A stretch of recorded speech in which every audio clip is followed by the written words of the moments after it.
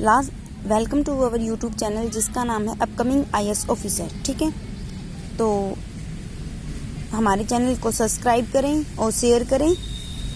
Last session में मैंने आपके साथ डिस्कस किया था पार्ट 3, ठीक है, भाग 3, जिसमें मैंने बताया था जो मौलिक अधिकारों के बारे में है। इसमें हम डिस्कस करेंगे 12 से 35, अनुच्छेद 12 से 35। और मैंने बताया था जो मूल अधिकार है वो कहाँ से लिए गए हैं, अमेरिका से लिए गए हैं। अमेरिका में मूल अधिकारों को क्या कहा जाता है, बिल ऑफ राइट्स कहा जाता है। ठीक है, और जो मूल अधिकार है क्या है, वो नेचुरल है। इसका मीन क्या है, वो हमें बाय बर्थ ही मिल जाते हैं। इसके लिए हमें अलग से कोई फॉर्म वगैरह अप्लाई करने की जरूरत नहीं होती। ठीक है, और मूल अधिकार वो क्या होते हैं, अपरिवर्तनीय होते हैं। इसका मतलब क्या है, इनफोर्सेबल। इसका मीन है सरकार इनको खत्म नहीं कर सकती, कुछ कंडीशन में इनको निलंबित किया जा सकता है। निलंबित मीन क्या होता है, कुछ टाइम पर मतलब वो रोक दी जाएंगे और फिर बाद में दोबारा से स्टार्ट हो जाएंगे। ठीक है, तो और मूल अधिकारों का संरक्षण कौन है, सुप्रीम कोर्ट है या हाई कोर्ट है। ठीक है, अंडरस्टैंड। फिर आगे डिस्कस किया था मैंने, जैसे कि राष्ट्रपति को लगे कि देश में युद्ध के हालात हो तो राष्ट्रपति मूल अधिकारों को कुछ समय के लिए निलंबित, सस्पेंड कर सकता है। ठीक है, तो आपातकाल के समय में राष्ट्रपति मूल अधिकारों को निलंबित कर सकते हैं। अब मैं डिस्कस करती हूँ आपके साथ आपातकाल मतलब इमरजेंसी, जो कि हमारे 3 टाइप्स के हैं।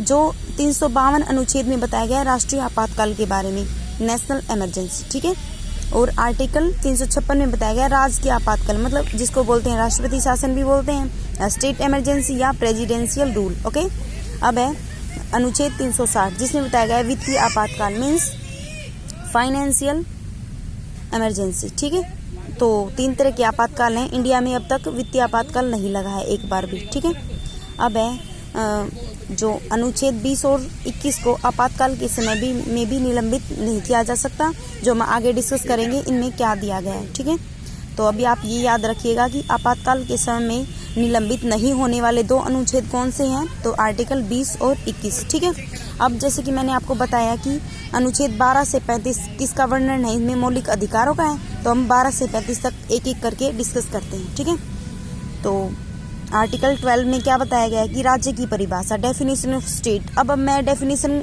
मतलब इसमें स्टेट ये नहीं कि जैसे मैं पूछूं व्हाट इज स्टेट तो आप बताएंगे ये जो यूपी है, राजस्थान है, मध्य प्रदेश है। नहीं, इसमें आप स्टेट की डेफिनेशन समझो एक बार क्या है। मतलब जो कोई भी संस्थान है जो अपने कर्मचारियों को तनख्वाह देती है और उनको चलाने के लिए जो शासन चलाने के लिए जो रूल बनाती है, नियम बनाती है, तो उसी को क्या कहा जाता है।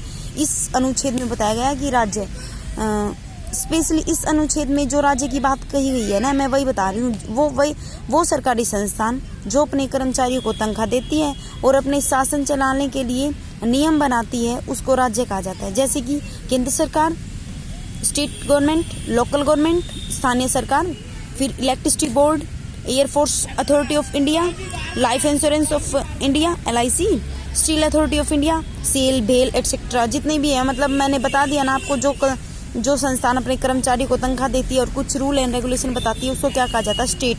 वो स्टेट की परिभाषा है वो हमारे अनुच्छेद 12 में बताई गई है। ठीक है, अंडरस्टैंड। अब है अनुच्छेद 13, इसमें क्या बताया गया है कि डेरोगेशन एंड इनकंसिस्टेंस मीन क्या है, अल्पीकरण और असंगत। अल्पीकरण का मीन होता है टू रिड्यूस, मतलब कम करना, और असंगत का मतलब अमान्य करना।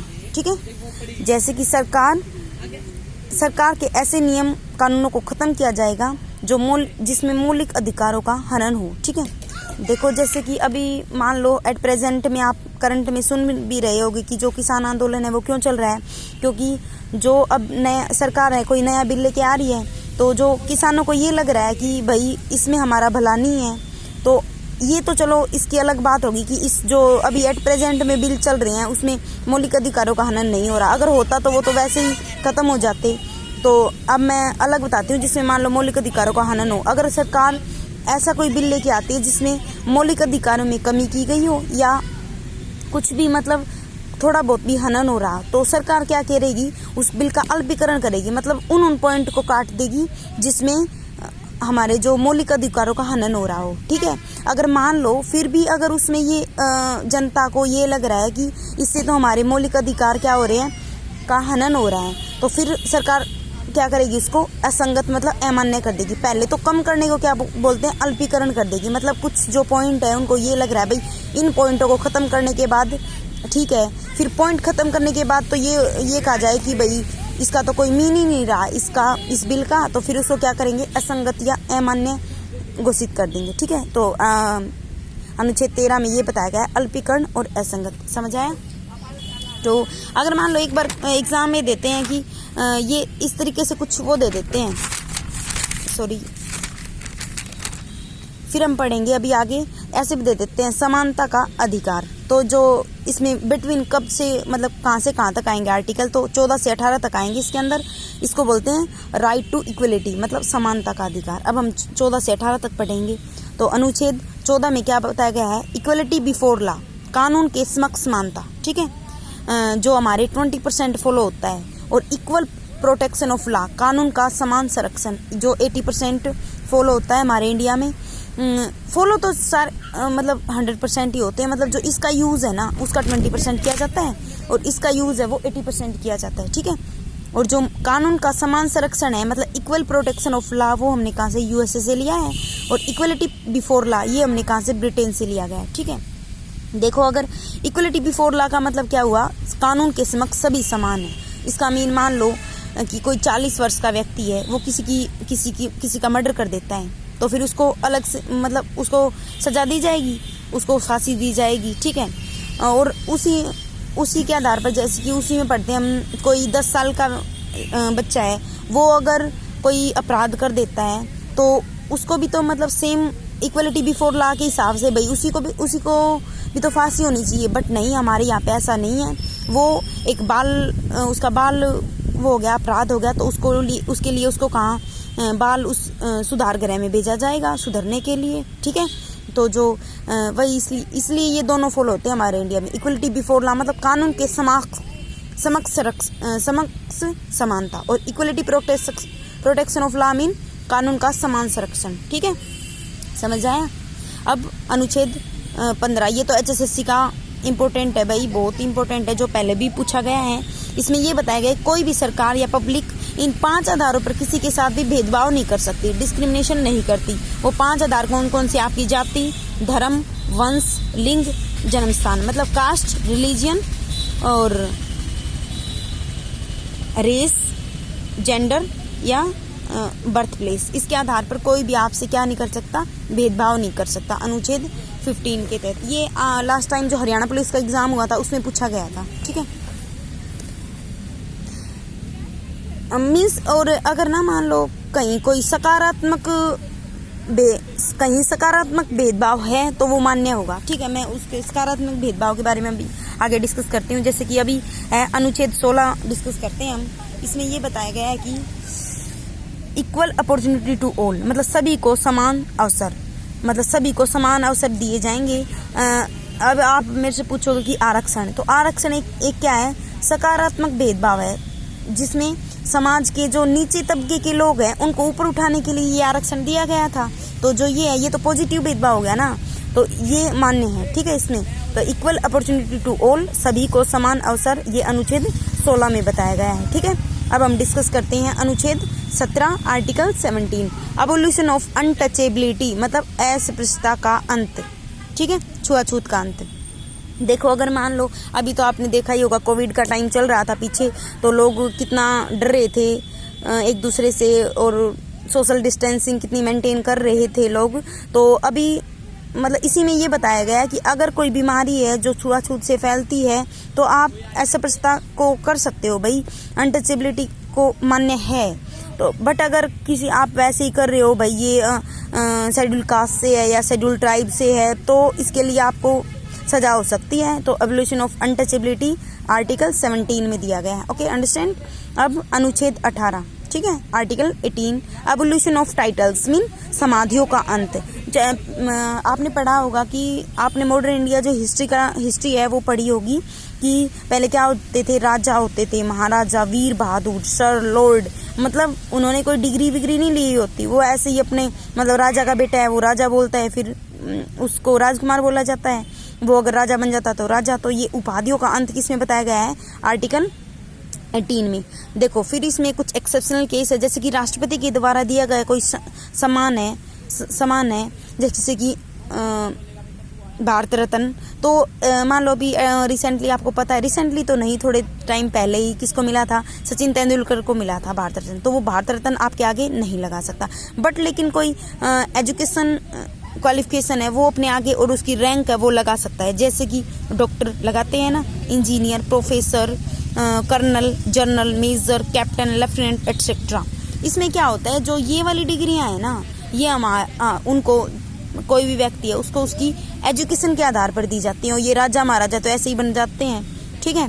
तो जो ये शैक्षणिक योग्यता है वो हमारे संविधान में मान्य है। कोई भी लोग अपने आगे, कोई भी लोग तो नहीं, मतलब जो करता है उस डिग्री को वो लगा सकता है अपने आगे doctor, engineer, professor, colonel, general, major, captain, lieutenant etcetera, ठीक है। तो मैंने डिस्कस किया आपके साथ समानता का अधिकार, आर्टिकल 14 से 18 तक, राइट टू इक्वलिटी, ठीक है, 14, 15, 16, 17, 18, ठीक है, अंडरस्टैंड। अब हम डिस्कस करते हैं समतलता का अधिकार, राइट टू फ्रीडम, जिसमें बताया गया है आर्टिकल 19 to 22, ठीक है, 19 से 22 तक।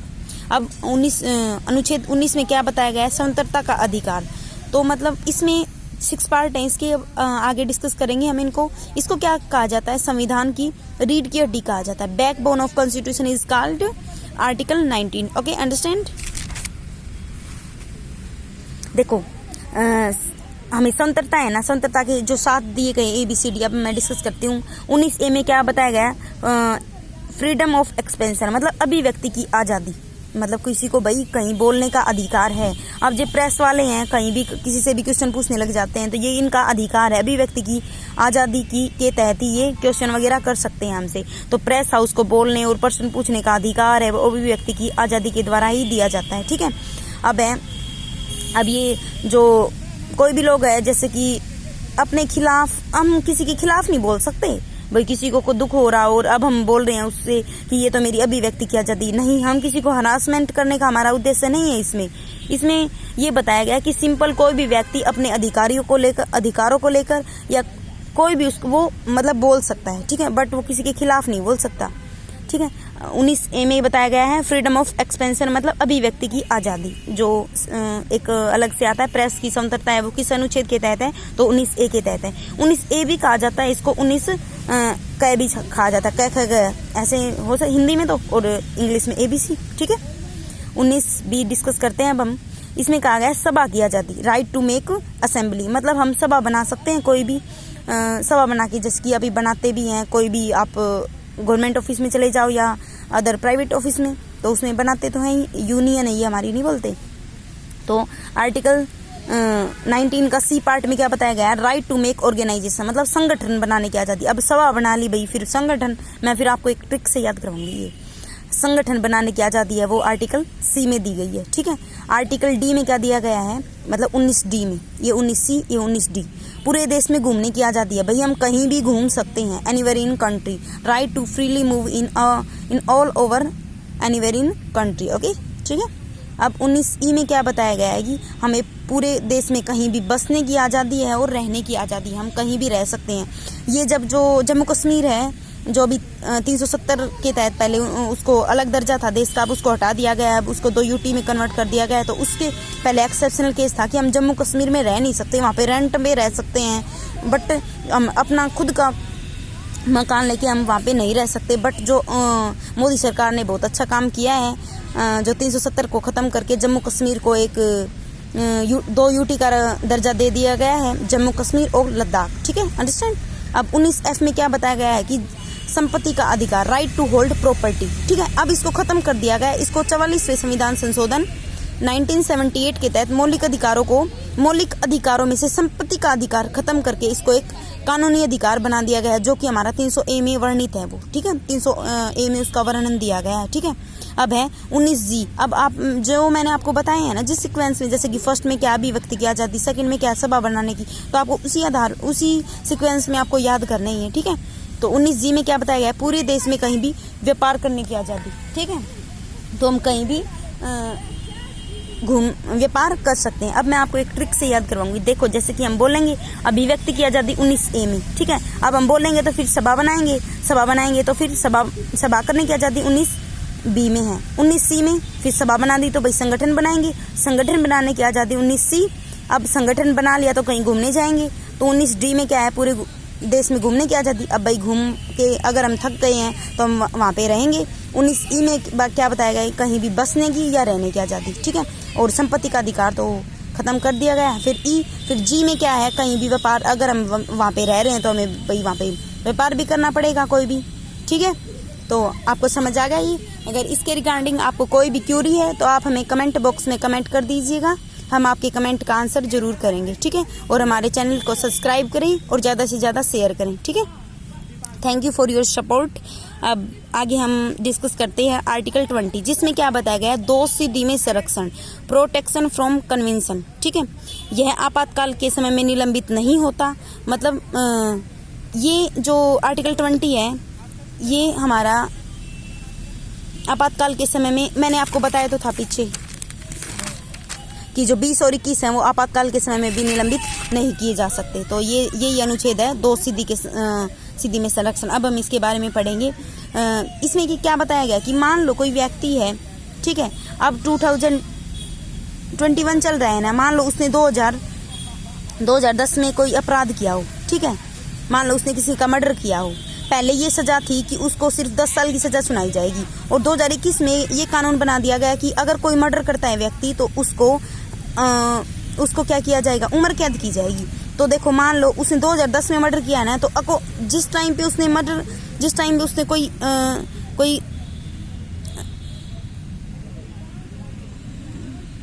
कोई उसने अपराध किया है तो उसी के टाइम के हिसाब से उसको सजा दी जाएगी। तो उसको अभी 10 साल की सजा होगी, ना कि 2021 में। मान लो उसको सजा हुई है 2021 में, तो ये नहीं कि उसको उम्र कैद हो जाएगी। उसको 2010 के तहत मतलब जिस टाइम में उसने अपराध किया है तो उसको 10 साल की सजा होगी, ठीक है। तो ये होता है 2C में संरक्षण। इसमें 3 पार्ट्स हैं बताए गए, जैसे कि 20 का पहले में क्या बताया गया, सजा अपराध के समय के कानून के हिसाब से दी जाएगी, जो मैंने आपको समझा दी अभी।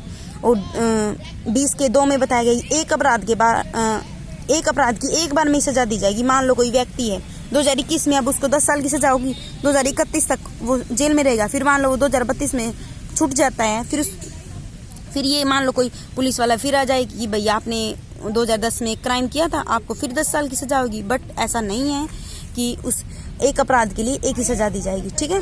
फिर 20 के 3 में क्या गया है कि स्वयं के खिलाफ हम गवाही देने की बात देनी है। मान लो देखो, जब कोई व्यक्ति अपराध करता है तो पुलिस तो उसको लेके ही जाती है, फिर पुलिस रिमांड पे लेती है, वो तो भाई कैसे भी कार्रवाई लेती है। तो फिर कोर्ट ने स्पेशल, हमारे कॉन्स्टिट्यूशन में स्पेशल ये बात बताई गई कि अनुच्छेद 20 में कोई भी व्यक्ति स्वयं के खिलाफ गवाही नहीं दे सकता, वरना ये पुलिस वाले मार के ऐसे करवाई सकते हैं, ठीक है। तो अनुच्छेद 21 में क्या बताया, अब हम अनुच्छेद 20 तो आपको समझ आ गया होगा, अनुच्छेद 21 डिस्कस करते हैं। इसमें बताया गया प्राण एवं दैहिक स्वतंत्रता, लाइफ एंड पर्सनल लिबर्टी, ठीक है। मतलब आत्महत्या भी एक अपराध है भाई, आपको जीने का अधिकार है। प्राण एवं दैहिक स्वतंत्रता, लाइफ एंड पर्सनल लिबर्टी। मान लो कोई व्यक्ति है, वो सुसाइड करने की सोच रहा है, अगर उसको कोई पकड़ ले और कोई जिंदा मिल जाए, फिर पुलिस आए, फिर उसको अच्छी सी खातिरदारी करेगी पुलिस, उसके ऊपर मुकदमा चलाया जाएगा, फिर उसको कुछ सजा होएगी। और इसमें ये 21 में बताया गया प्राण एवं दैहिक स्वतंत्रता, ठीक है। और इसमें निजता का अधिकार भी है, राइट टू पर्सनल प्राइवेसी। मतलब हम कुछ अपनी पर्सनल प्राइवेसी है, उसको पर्सनल चीज़ है, उसकी प्राइवेसी कर सकते हैं, ठीक है। ये भी आपातकाल के समय में निलंबित नहीं होता, ठीक है। समझ आया, अंडरस्टैंड। 21 अब 21A में क्या बताया गया है कि 86वें संविधान संशोधन 2002 के तहत 21A जोड़ा गया था। इसमें क्या है, शिक्षा का अधिकार, राइट टू एजुकेशन। 6 से 14 साल के बच्चे हैं, उनको मौलिक शिक्षा का अधिकार है। मतलब उनको पेरेंट्स की ड्यूटी है, ये ड्यूटी में भी पढ़ेंगे हम, जब हम मौलिक कर्तव्य पढ़ेंगे तो उसमें भी पढ़ेंगे कि पेरेंट्स की ड्यूटी होती है वो 6 से 14 साल के बच्चों को स्कूल भेजे, ठीक है। अब हम डिस्कस करते हैं अनुच्छेद 22, गिरफ्तारी से संरक्षण, मतलब प्रोटेक्शन फ्रॉम अरेस्ट। देखो, इसमें ये क्या बताया गया, गिरफ्तारी किस तरीके से होगी। मान लो कोई व्यक्ति है, उसने उसके खिलाफ किसी ने रिपोर्ट लिखवा दी, तो पुलिस आएगी, उससे पूछताछ करेगी। पहले तो इंट्रोगेशन मतलब पूछताछ होगी, भाई आप थे या नहीं थे वहाँ पे। फिर क्या होगी, कस्टडी में ले जाएगी। अगर उसने कोई अपराध किया है कोई बड़ा, तो उसको कस्टडी में ले जाएगी। वरना फिर अगर उसने अपराध नहीं किया है तो फिर उसको सिंपल पूछताछ करके ही छोड़ दिया जाएगा। छोटे मोटे अपराध के लिए उसको कस्टडी में ले जाया जाता है 24 घंटे के कम समय के लिए, ठीक है। फिर अगर ये कंफर्म हो जाए कि भाई इसी व्यक्ति ने अपराध किया है, तो फिर उसको अरेस्ट किया जाता है, हिरासत में लेना या गिरफ्तार करना। फिर अरेस्ट किया जाता है, फिर हम उसको जज के सामने या जो मजिस्ट्रेट होता है उसके सामने पेश किया जाता है, जज के सामने। तो उसको जज के सामने जो वो होती है ना, मतलब उसमें कस्टडी होती है, उसको जुडिशियल कस्टडी बोलते हैं, न्यायिक हिरासत में। ऐसे नहीं बोलते भाई उसको न्यायिक हिरासत में ले लिया, तो उसको बोलते हैं जुडिशली कस्टडी, ठीक है, जज के सामने। फिर उसको रिमांड पे लिया जाता है। रिमांड पे ज़्यादा से ज़्यादा 15 दिनों तक लिया जा सकता है, ठीक है। तो गिरफ्तारी से संरक्षण के लिए दो वो हैं, जैसे कि एक तो होता है पुनिटेटिव डिटेक्शन, एक होता है प्रिवेंशन डिटेक्शन, ठीक है। ये तो होता है अपराध के बाद, आफ्टर क्राइम। ये होता है अपराध से पहले। देखो ये आफ्टर क्राइम क्या होएगा, मान लो अगर किसी ने कोई अपराध कर दिया है, तो उसके खिलाफ कोई व्यक्ति रिपोर्ट लिखवाता है, तो उसके पास एक वारंट होता है। गिरफ्तारी से पहले पुलिस को वारंट दिखाना होता है, भाई देखो हमारे पास वारंट है आपके खिलाफ, आपने ये अपराध किया है, फिर पुलिस उसको गिरफ्तार करेगी, ठीक है। इसमें क्या होता है, प्रिवेंटिव डिटेंशन में अगर वारंट नहीं भी है तो भी गिरफ्तार किया जा सकता है, ठीक है। गिरफ्तारी के 24 घंटे के अंदर कोर्ट या मजिस्ट्रेट के सामने पेश करना होता है, ठीक है। और इसमें पुलिस ज़्यादा से ज़्यादा 3 महीने तक उसको अपने पास रख सकती है। और अगर सलाहकार बोर्ड उसको ये कह दे कि भाई 6 महीने से ज़्यादा भी आप इसको अपने साथ पास रख सकते हो, तो भी वो उसकी टाइम है ना एक्सटेंड की जा सकती है, ठीक है। इसमें खुद का वकील चुना जा सकता है और सरकारी वकील भी मिल सकता है। अगर मान लो कोई भाई जिसके पास नहीं है वो, तो उसको सरकारी वकील दिया जाएगा। अब मैं थोड़ा सा आपको NSA, ये तो मैंने बता ही दिया आपको, ऐसे तत्व जिनकी वजह से दंगे या अपराध हो सकते हैं तो उनको गिरफ्तार किया जा सकता है। अब हमने देखो, पीछे आपने देखा होगा कि जब मोदी सरकार ने आर्टिकल 370 खत्म किया था, तो जो वहाँ के जो बड़े बड़े नेता थे, महबूबा मुफ्ती थी और अन्य मुस्लिम नेता था, उनको पुलिस ने नज़रबंद करवा दिया था। तो क्योंकि सरकार को ये लग रहा था भाई ये जो तत्व हैं, ये जो लोग हैं वो बड़ा कुछ धमाका कर सकते हैं, ये अपराध फिर इनकी वजह से अपराध हो सकता है, तो सरकार ने सेफ्टी के उससे क्या किया, इनको नज़रबंद करवा दिया, ठीक है। NSA नेशनल सिक्योरिटी एक्ट, रासुका भी बोलते हैं जिसको, नेशनल राष्ट्रीय सुरक्षा कानून। इसमें पुलिस गिरफ्तारी किए गए व्यक्ति को न तो वकील, न बेल और न ही सुनवाई पर ले जाती है, उसे 3 महीने तक अपने पास रख सकती है नेशनल सिक्योरिटी एक्ट के तहत, ठीक है। अंडरस्टैंड। तो मैंने आपके साथ डिस्कस किया है समतंत्रता का अधिकार, आर्टिकल 19 से 22 तक, राइट टू फ्रीडम। 19 में फिर मैंने ये बताया आपको, 19A में अभिव्यक्ति की आज़ादी, B में सभा की, C में संगठन, D में घूमने की आज़ादी, E में बसने की आज़ादी, F मतलब संपत्ति जो कि खत्म कर दिया गया। अब ये संपत्ति का अधिकार एक कानूनी अधिकार है जिसका वर्णन अनुच्छेद 300A में दिया गया है, ठीक है। फिर G में मैंने बताया आपको व्यापार करने की आज़ादी, ठीक है। फिर 20 में दोस्ती के